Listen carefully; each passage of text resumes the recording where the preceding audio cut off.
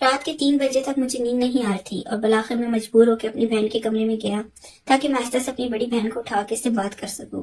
میں اس کمرے میں آیا تو ہلکی سی روشنی والی لائٹ چل رہی تھی۔ میری ساری بہنیں سو رہی تھی اور پھر میں نے اپنی بڑی بہن کو دیکھا تو وہ کمرے میں نہیں سو رہی تھی۔ میں بڑا حیران ہوا کہ میری بہن رات کے اس وقت کہاں جا سکتی ہیں۔ میں باہر سائڈ میں آیا، ہمارا باتھ روم باہر سائڈ میں بنا ہوا تھا۔ میں باتھ روم کے قریب آیا تو مجھے ہلکی سی سرگوشیوں کی آواز آ رہی تھی۔ میں نے جو باتھ روم کے قریب سے آ کے سنا تو میری بہن کی آواز تھی جو کسی کو کہہ رہی تھی کہ جلدی کرو ورنہ کوئی آ جائے گا، اور کوئی بندہ تھا بول رہا تھا کہ رات کے 3 بج رہے ہیں، اس وقت کون آئے گا، تم پریشان نہ ہو، مجھے سکون کے ساتھ کرنے دو۔ پھر میں نے باتھ روم کے کوئی سراغ ڈھونڈنے لگا تاکہ میں اندر ان دونوں کو دیکھ سکوں کہ آخر اندر چل کیا رہا تھا۔ پھر باتھ روم کے روشن دان سے جب میں نے اندر دیکھا تو دونوں ایک دوسرے کو، وہ لڑکا ہمارے محلے کا تھا جو میری بہن کو، مجھے بہت غصہ آیا۔ میں پریشان ہوا کہ کیا کروں۔ پھر میرے دماغ میں ایک ترکیب آئی۔ میں واپس باتھ روم کے مین دروازے پہ آیا اور میں نے ہلکے سے کہا، سائمہ مجھے پتہ ہے تم اندر ہو اور تمہارے ساتھ کوئی اور بھی ہے، اور مجھے یہ بھی پتہ ہے تم لوگ اندر کیا کر رہے ہو۔ تم دونوں کی بھلائی سی میں کہ آہستہ سے دروازہ کھولو، گھر میں سے کوئی شور سن کے جاگ نہ جائے، اور شور مت کرنا۔ میری بڑی بہن کے اندر سے آواز آئی، بھائی آپ کو غلط فہمی ہوئی ہے، میں واش روم میں ہوں، آپ کیوں آئے ہیں، جائیں آپ۔ میں نے کہا نہیں، مجھے جھوٹ بولنے کی کیا ضرورت ہے، میں نے دیکھ لی ہے، یہ ندیم ہی ہے نا، وہ آوارہ لڑکا، اسی کے ساتھ تم نے مرگیاں منا رہی تھی۔ تمہاری بھلائی اسی میں کہ دروازہ کھولو ورنہ میں امی اور ابو کو اٹھا کے آ جاؤں گا۔ ابھی پھر سائمہ نے کہا، اچھا بھائی آپ کسی کو نہ اٹھائیں، میں دروازہ کھول رہی ہوں۔ اور پھر آہستہ آہستہ سائمہ نے دروازہ کھولا۔ وہ لڑکا ندیم وہاں سے بھاگنے کی کوشش کرنے لگا۔ میں نے کہا، خبر تھا نا جی جو تم یہاں سے ہلے بھی۔ وہ بھی رکا رہا اور میری بہن بھی۔ پھر میں نے بہن پہ جوڑ موڑ کے غصہ کیا۔ مجھے خیر پہلے شک تھا اپنی بہن پہ کہ شاید وہ اس طرح کے کام میں ملوث ہے، لیکن آج میں نے رنگے ہاتھوں سے دیکھ لیا تھا، اس کے پاس مکرنے کا کوئی چارہ نہیں تھا۔ پھر میں نے کہا کہ یہ کب سے چل رہا تھا تم دونوں کے بیچ، اور پھر میں نے اپنی بہن سے کہا کہ تم تو بڑا کہتی تھی کہ میں اپنے شوہر سے محبت کرتی ہوں، اس لیے میں دوسری شادی نہیں کر سکتی، یہ کام تو تم بڑے شوق سے کر رہی ہو۔ پھر میری بہن نے مجھ سے کہنے لگی، آصف جو کچھ بھی ہوا جانے میں ہوا، میری اس میں کوئی غلطی نہیں ہے، مجھے معاف کر دو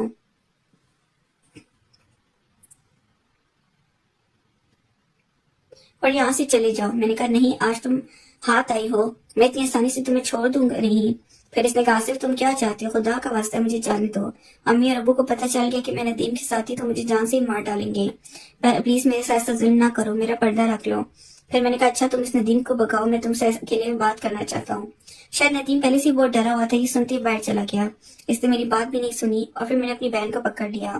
میں نے کہا، جو تم یہ کام اس کے ساتھ کر رہی تھی، چلو باتھ روم کے اندر میرے ساتھ بھی کرو۔ وہ کہنے لگی، نہیں بھائی میں آپ کے ساتھ نہیں کروں گی۔ میں نے کہا، تمہیں کرنا پڑے گا ورنہ میں امی اور ابو کو اٹھا کے لاؤں گا۔ پھر میری بڑی بہن مجھ سے کہنے لگی، آصف شرم کرو، میں تمہاری بڑی بہن ہوں، تم مجھ سے چھوٹے ہو۔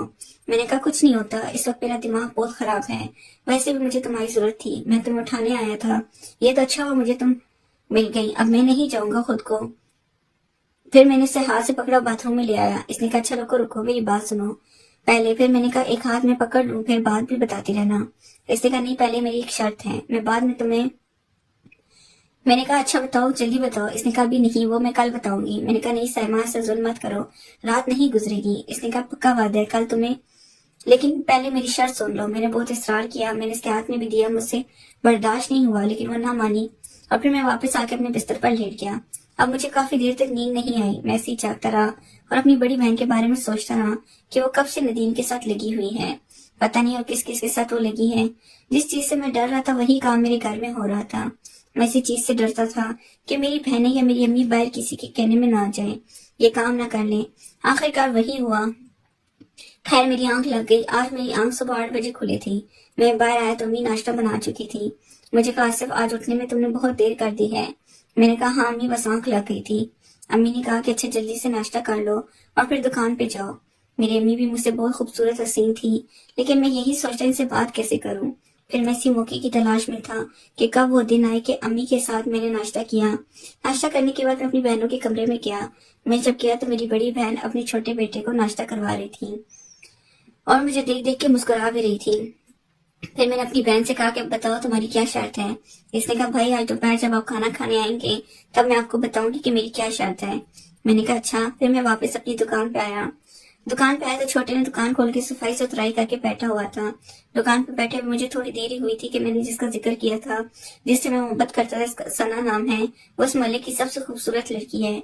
वो सौदा लेने के बहाने मेरी दुकान पे आई। मुझे कहा, आसिफ मैं तुमसे बहुत जरूरी बात करनी है, तुम्हारे पास कोई फोन है तो मुझे दे दो ताकि मैं तसल्ली से तुमसे बात कर सकूं, और फिर दुकान पे बात नहीं कर सकती।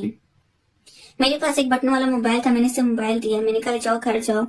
और फिर घर जाके मुझे फोन किया। मुझे कहा कि आसिफ मुझे तुम्हारी बड़ी याद आती है, तो मुझसे मिलने की कोशिश करो, रात भर तुम्हें याद करती हूँ। मैंने कहा, सना मुझे भी तुम्हारी बड़ी याद आती है, लेकिन ये गाँव है, यहाँ कोई होटल वगैरह तो मिलता नहीं, क्या वहां जाके मिल लें? फिर सना ने कहा, मेरे पास एक तरकीब है, अगर तुम्हें अच्छी लगे। तो मैंने कहा, क्या बताओ? इसने कहा, मेरे घर के पीछे कपास की फसल लगी है, अगर इसकी कपास की फसल में कोई बैठ जाए तो कोई इसे देख नहीं सकता। अगर तुम कहो तो मैं रात को वहां आऊंगी, तुम भी आ जाना, वहां हम एक दूसरे से मिलेंगे। मेरा दिल तो बड़ा किया कि सना के साथ मिलूं, जो कि खूबसूरत बहुत थी। गाँव में इतनी खूबसूरत मेरे घर के पीछे होते थे, लेकिन मैं डर रहा था अगर मैं सना के रंगे हाथों पकड़ा गया तो ये गाँव वाले मुझे छोड़ेंगे नहीं, और मेरा दूसरा आसरा भी हो गया था मेरी बहन की सूरत में। फिर मैंने सना का, सना वो जगह ठीक नहीं है, हम वहां नहीं मिल सकते हैं, कोई और जगह सोचो। उसने कहा, प्लीज आसिफ आ जाओ, मुझे तुमसे बात करनी है, और हाँ, घर वाले मेरा रिश्ता ढूंढ रहे हैं, कहीं ऐसा ना हो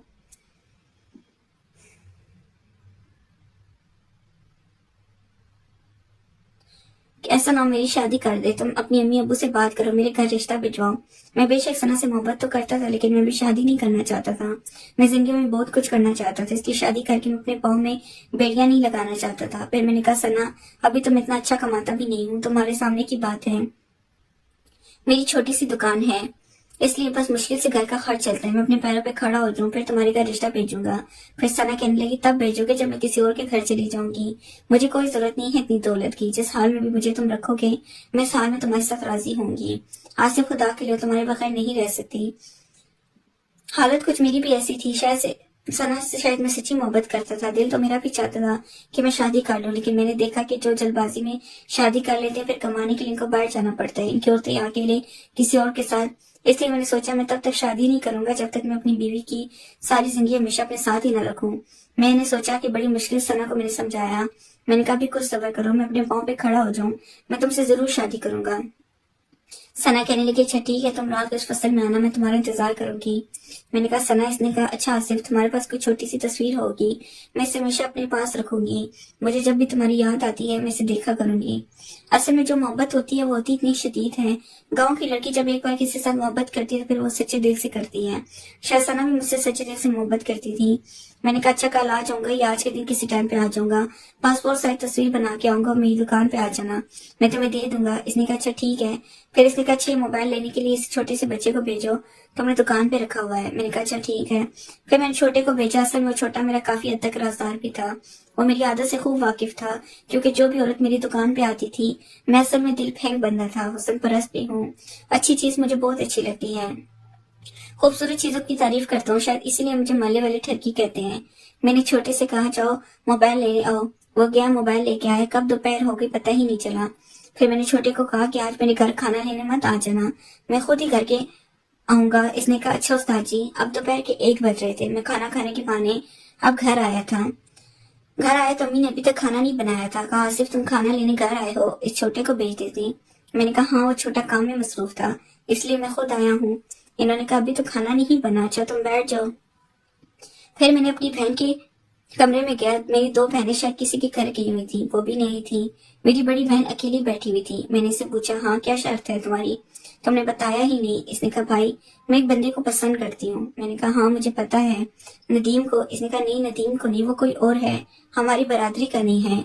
फिर मैंने कहा, साइमा तुम रात नदीम से ये काम क्यों कर रही थी, अगर इसको पसंद नहीं करती। इसने कहा, भाई वो तो मेरी जरूरत पूरी करता है, मैं इसे मना भी नहीं कर पाई, इसलिए। फिर कहा, साइमा ये गलत बात है, तुम अगर इससे मोहब्बत नहीं करती तो इसे अपने करीब आने ही दिया। इसने कहा, छोड़े भाई, मैं इस बारे में डिस्कस नहीं करना चाहती, मैं तुम्हें ये बता रही थी कि मैं एक लड़के को पसंद करती हूँ, मैं इसे शादी करना चाहती हूँ। मैंने कहा, तुम मुझे क्यों बता रही हो, तुम ये बात अम्मी और अब्बू को बताओ। इसने कहा, अम्मी अब्बू नहीं मानेंगे, इसलिए तुम्हें बता रही हूँ। मैंने कहा, कौन है वो? हमारे घर के सामने वाला रोड बन रहा था, इसमें लेबर शायद मजदूर थे, एक लड़का इसमें पठान था जो दिखने में स्मार्ट और खूबसूरत था। मेरी बहन ने कहा, इस पठान को मैं पसंद करती हूँ, मुझे बहुत पिछली रात भी वो आया था। मैं बड़ा हैरान हुआ कि मेरे घर में क्या चल रहा है। मैंने कहा अच्छा। फिर इसने कहा मैं इससे शादी करना चाहती हूँ, लेकिन वो लड़का वजीरिस्तान का है, तो मेरे अम्मा और अब्बा तो नहीं मानेंगे शादी के लिए, इसलिए तुम अम्मी और अब्बू से बात करो, मेरी शादी इस पठान से कर दे, मुझे पठान बहुत अच्छा लगता है। मैंने कहा साइमा खबरदार जो तुमने ये सोचा भी, कैसी बातें कर रही हो, अब हम क्या अपनी बहन बेटी पठानों में देंगे। इसने कहा भाई आप मेरा ये काम कर दे, आप यकीन करें आप सारी जिंदगी याद रखेंगे। जिस अंदाज से इसने बोला मैं इसको मना नहीं कर पाया। मैंने कहा अच्छा मैं बात करता हूँ। इसने कहा नहीं भाई पहले बात करो, बाद में तुम्हारा काम करूंगी। मैंने कहा नहीं साइमा खुदा के वास्ते काम बहुत मुश्किल है, इसमें बहुत टाइम लगता है, प्लीज आज रात मुझे। इसने कहा नहीं भाई आज रात मैंने इस पठान से वादा किया मैं इसको मिलूंगी और इसको मैं आज मुश्किल है। मैंने कहा साइमा क्या हो गया तुम्हें, ये मुझसे कैसी बातें कर रही हो, मैं तुम्हारा बड़ा भाई हूँ। इसने कहा हाँ बड़े भाई हो, अब मेरे राजदार भी बन गए हो, इसलिए तुम्हें बता रही हूँ। मैंने फिर कहा अच्छा साइमा कोई बात नहीं, इसको आज मना कर दो, पहले थोड़ा सा दो, एक हद तक दो, लेकिन आज लाजमी दो। फिर मैंने कल तो तुम्हारे सामने अम्मी अब्बू से बात करूंगा, लेकिन तरीके से, हम डायरेक्ट नहीं बोलेंगे कि फलां लड़का है। मैं अम्मी और अब्बू को बिठाऊंगा और इनको बोलूंगा कि मेरी बड़ी बहन की शादी कर दें, और फिर मैं किसी अच्छे तरीके से चक्कर चलाऊंगा ताकि तुम्हारी शादी पठान से हो जाए। मेरी बहन ने कहा हाँ ये काम कर दो, पूरी जिंदगी तुम्हें। मैंने कहा अच्छा आज रात मेरे कमरे में आना, तुम्हारे साथ तो मेरी दूसरी बहनें भी सो रही थी, हिना फरिया, इसलिए तो मैं नहीं आ सकता, तुम आ जाना। इसने कहा आज नीका लाऊंगी। मैंने कहा नहीं आज तुमने हराल में आना है, वरना मैं आज तुम्हें इस पठान से मिलने नहीं दूंगा, सारी रात जागता रहूंगा। इसने कहा अच्छा रात को 1 बजे तुम्हारे पास आऊंगी, 15 मिनट तुम्हारे साथ होंगे, फिर 2 बजे पठान आ जाएगा, तो मैं इससे थोड़ी देर बाथरूम में मिलूंगी। मैंने कहा अच्छा ठीक है। फिर अम्मी खाना बनाने कमरे में चली आई। दोस्तों इस कहानी की अगली किस्त देखने के लिए हमारे चैनल को सब्सक्राइब करें।